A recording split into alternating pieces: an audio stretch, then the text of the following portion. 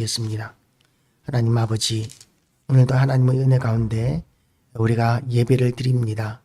하나님 아버지께서 이 시간도 우리에게 은혜를 더하여 주시고, 이 시간도 우리를 붙들어 주시고, 이 시간도 우리를 깨어나게 하여 주셔서 오늘도 우리가 주님께 한 발짝 더 가까이 나가는 시간 되게 하여 주시기를 원합니다. 하나님 아버지, 참으로 우리에게 무엇이 필요한지, 우리에게 무엇이 절박한지 하나님이 우리보다 더 잘 아시오니, 하나님 아버지, 나의 생각과 나의 현실에 매몰되는 것이 아니라 하나님의 인도하심에 우리의 소망을 두게 하시고, 하나님께서 우리와 함께 하시는 놀라운 은혜들을 우리가 날마다 누리게 하여 주시옵소서. 전능하신 하나님을 찬양하오며 예수 그리스도 이름으로 기도드리옵나이다. 아멘.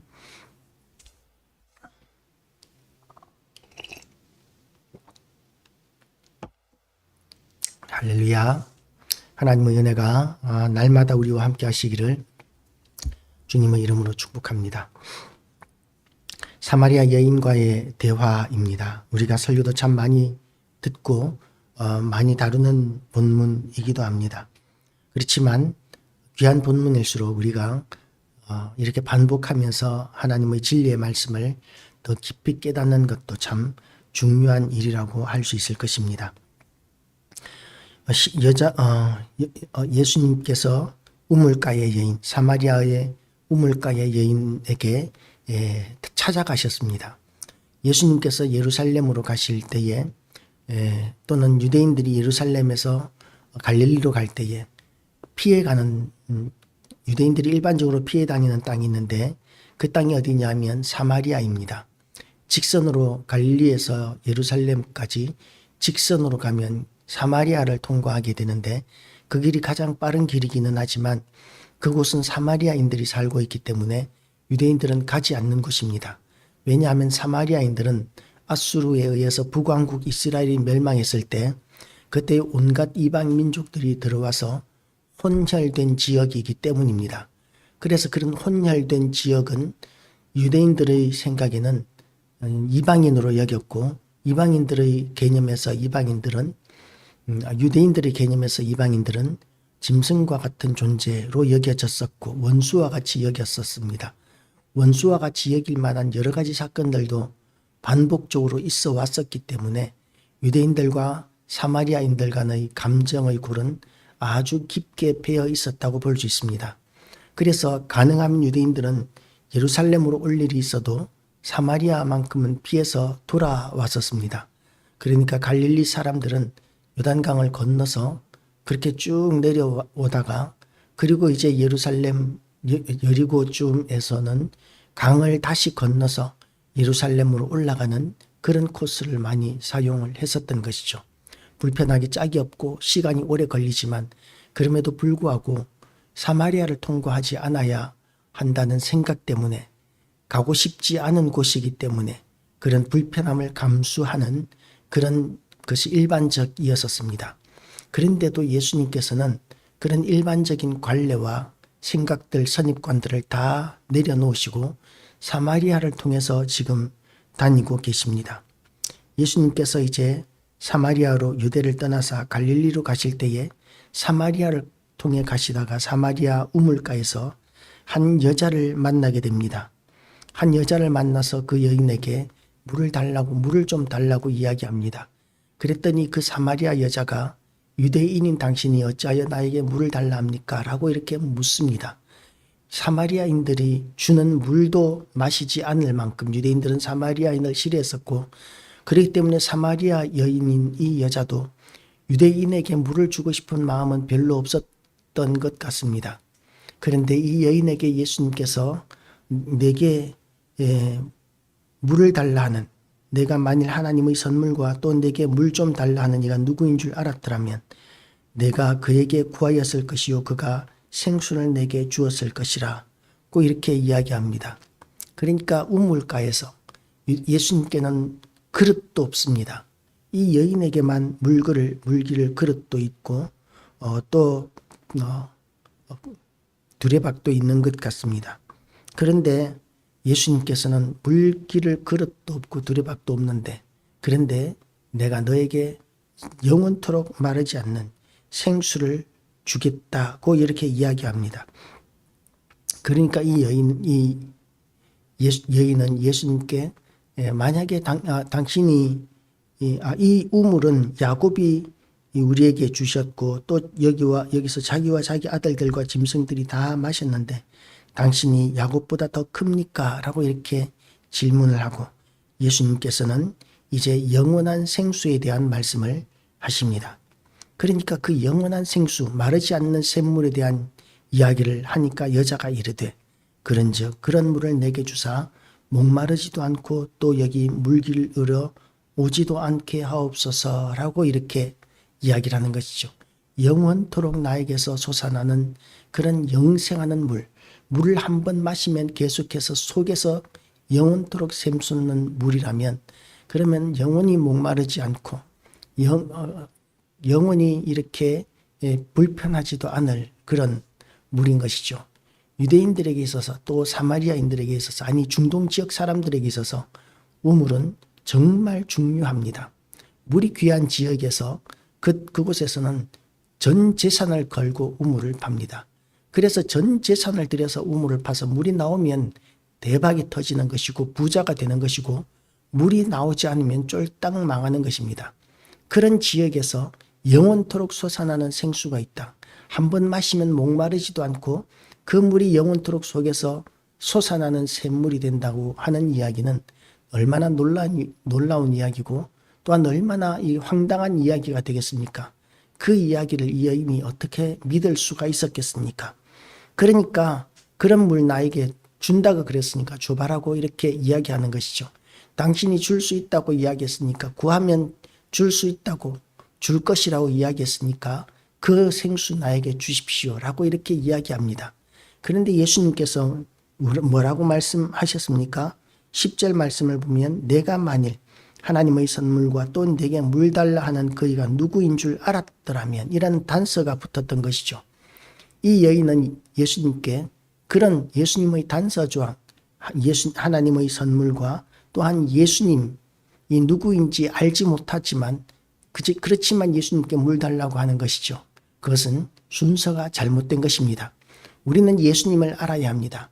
예수님이 어떤 분이신지를 제대로 알지 못하고 예수님으로부터 오는 좋은 것을 누릴 수 없습니다.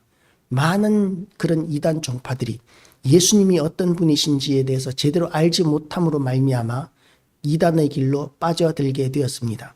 어떤 이단은 예수님은 사람이라고 이야기합니다. 그래서 예수님은 하나님이실 수 없다고 이렇게 이야기합니다. 삼위일체 이론을 절대로 받아들이지 않습니다.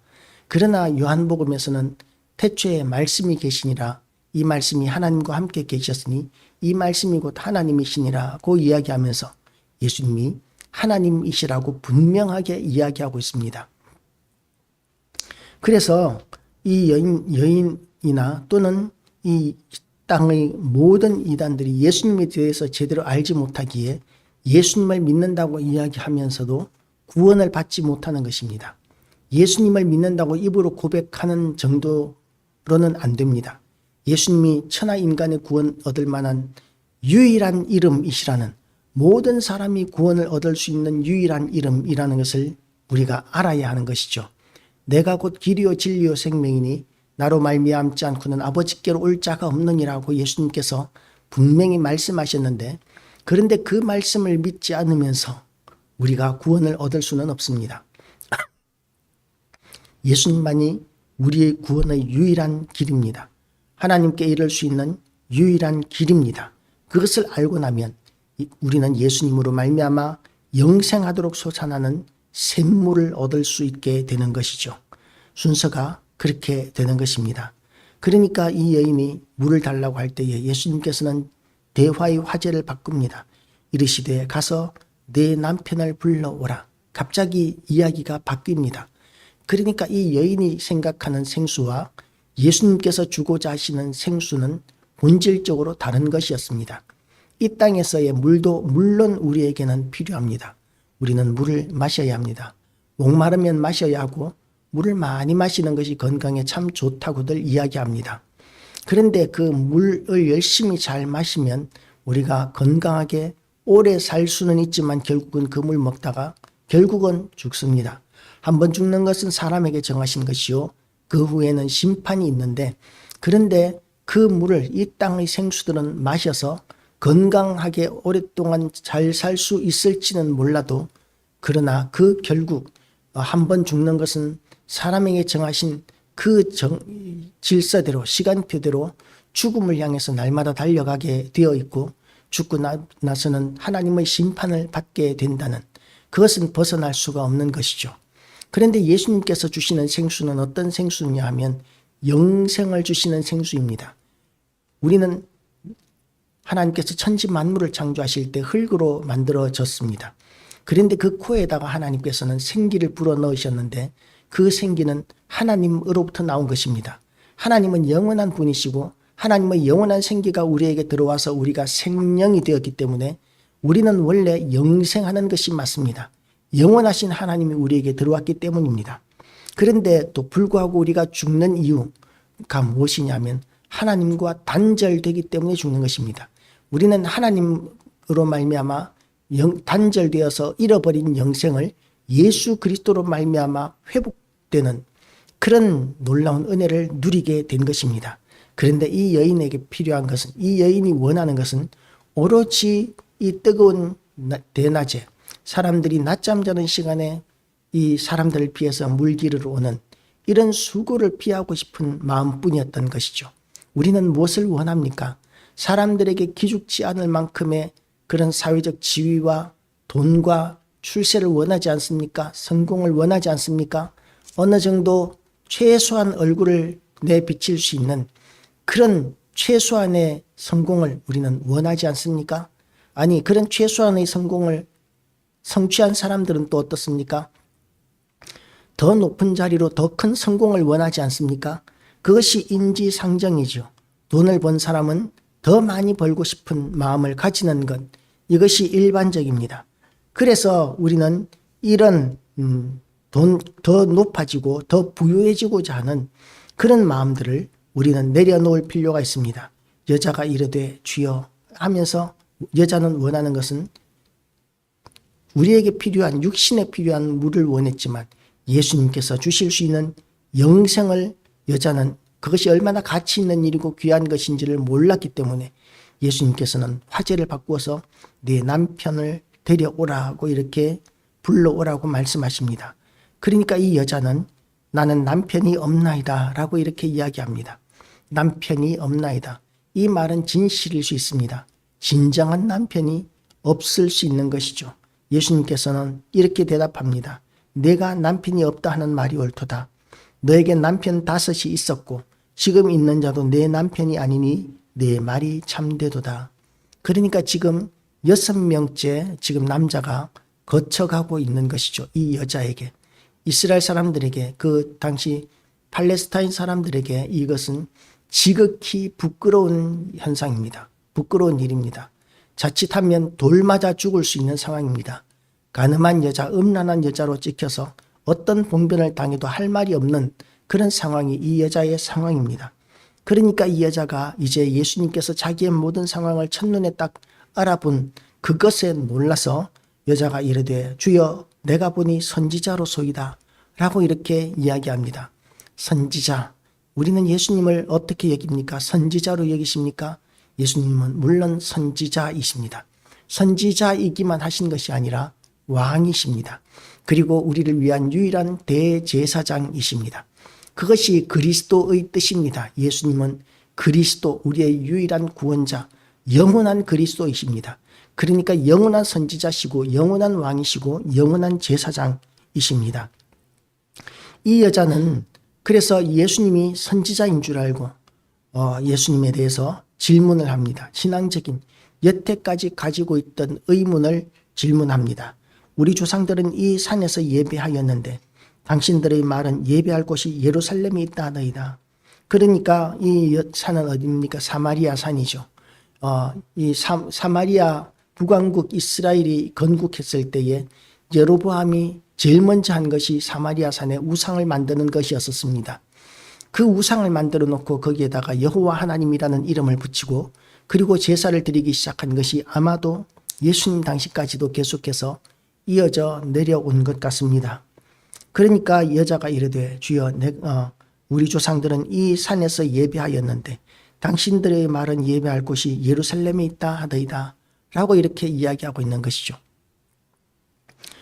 여리고산에서 예배하는 것은 처음부터 하나님께 대한 범죄였지만 사마리아 사람들은 그것이 하나님께 대한 범죄라는 사실조차 아직까지도 모르고 있는 것이죠. 그래서 정말 하나님이 심판하실 것이다 라고 이렇게 이야기합니다. 그리고는 정말 어디서 예배해야 되는지 누가 와서 하나님의 메시아가 와서 알려주면 좋겠다.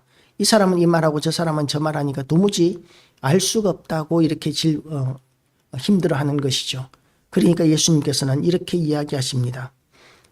여자여 내 말을 믿으라. 이 산에서도 말고 예루살렘에서도 말고 너희가 아버지께 예배할 때가 이르리라. 너희는 알지 못하는 것을 예배하고 우리는 아는 것을 예배하노니 이는 구원이 유대인에게서 남이라. 아버지께 참되게 예배하는 자들은 영과 진리로 예배할 때가 오나니 곧 이때라.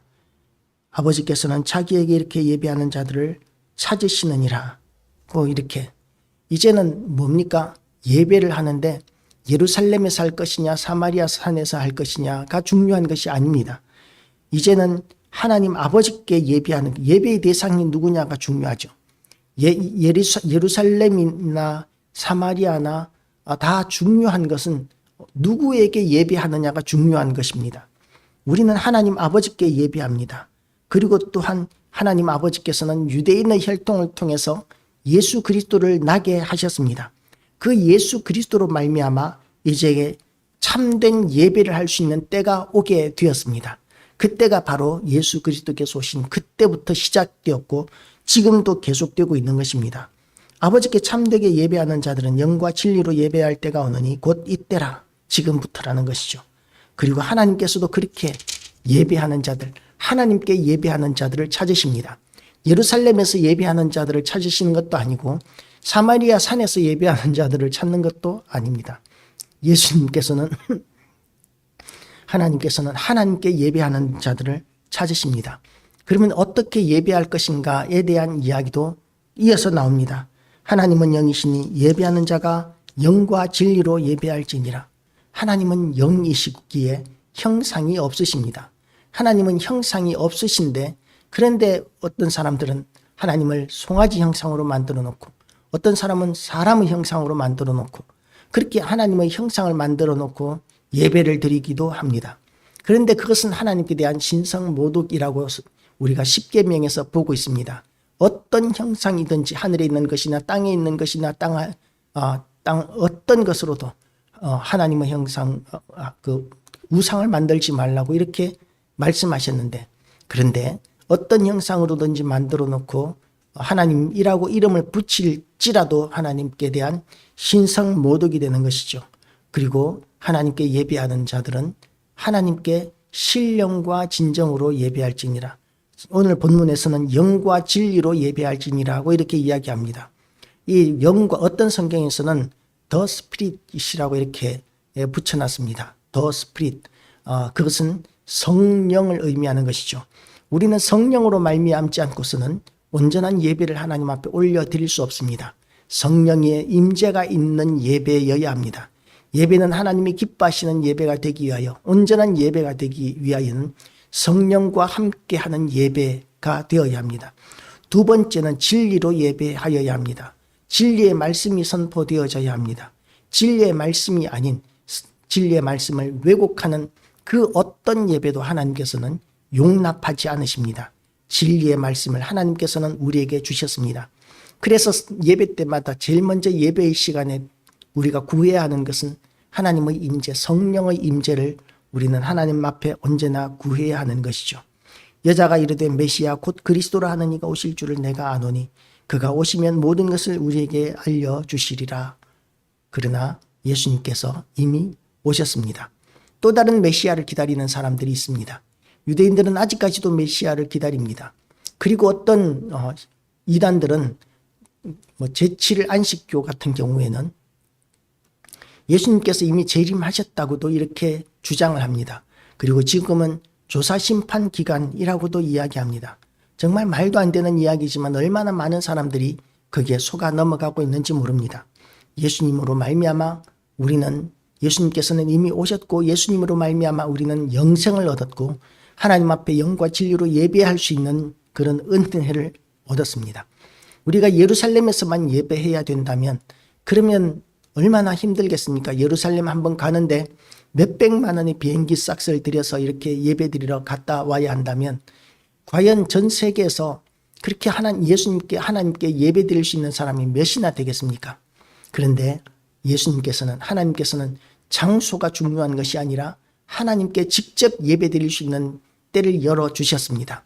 우리는 지금 예루살렘 성전 가지 않아도 지금 이곳에서도 그리고 집에서도 어느 곳에서든지 하나님 앞에 예배하고 또한 기도할 수 있는 특별한 은혜를 얻었습니다.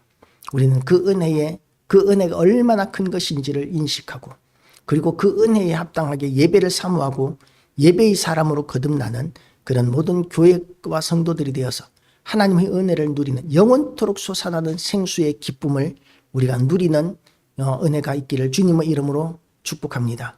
기도하시겠습니다. 하나님 아버지, 오늘도 우리에게 은혜의 말씀 허락하여 주심을 감사드립니다. 참으로 우리가 예수 그리스도로 말미암아 오늘도 승리하기를 원합니다. 주여, 우리에게 성령을 부어 주시옵시고 마르지 않는 생수를 또한 우리에게 더 풍성하게 부어 주셔서 우리로 말미암아 온 세상 가운데 하나님의 뜻이 이루어지는 역사들을 보게 하여 주시옵소서. 우리를 불쌍히 여겨주시고 우리의 모든 형편 가운데 은혜를 베풀어 주시는 하나님께 찬양과 경배와 영광을 돌려드리오며 예수 그리스도 이름으로 기도드리옵나이다. 아멘.